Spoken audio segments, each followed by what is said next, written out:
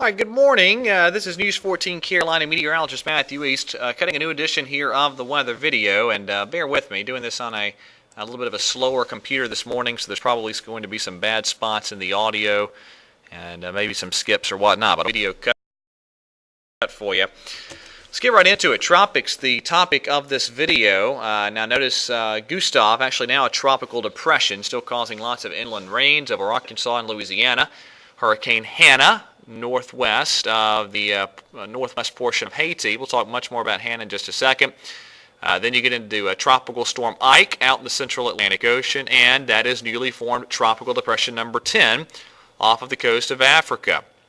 So the tropics certainly very, very active here, as is often the case in early portions of September. Now let's talk about Hannah. I'm going to flip through some of the various computer modeling this morning and show you where we are landfall being forecast, and there's not a whole lot of disagreement here. This is the GFDL showing a landfall of Hannah that would be on the South Carolina coast. I notice the pressure down to 962 millibars on this model.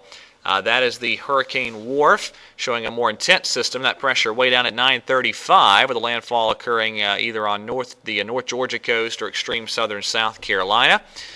That is the Canadian model showing an intense system moving into the South Carolina or maybe extreme southern North Carolina coast, and all the modeling fairly similar with a couple of exceptions in terms of timing of this. Let's go on ahead to GFS, an intense storm moving into the South Carolina coast, and the notable exception with track, notice the no gaps here, that's what this is, moving the system into North Florida, but most of the guidance showing a South Carolina or Georgia landfall.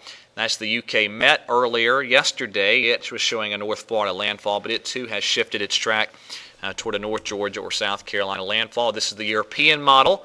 It too on board with the North Georgia or Southern South Carolina landfall. That's sort of the spread of some of the computer model guidance. Notice most of it clustered in South Carolina and then the track inland through central parts of North Carolina. So let's take the GFS. I like the GFS in general here with the track of Hannah.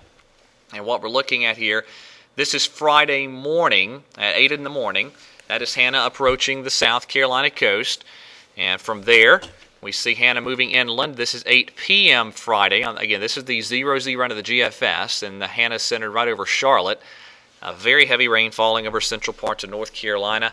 And from there, that Saturday morning, Hannah rapidly racing off into the southern parts of the New England states. This is the official 5 a.m. advantage forecast here from the National Hurricane Center.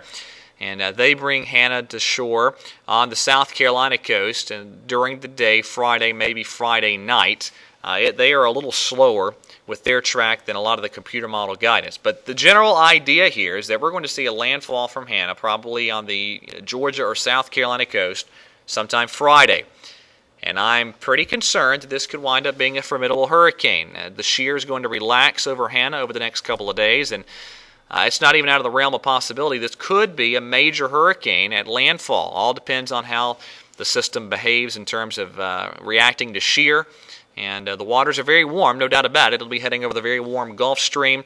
And if that shear relaxes enough, it is certainly possible Hannah might become a major hurricane. So if you have travel plans to the coast later this week, again, we're looking probably at a hurricane landfall on the Georgia or South Carolina coast on Friday.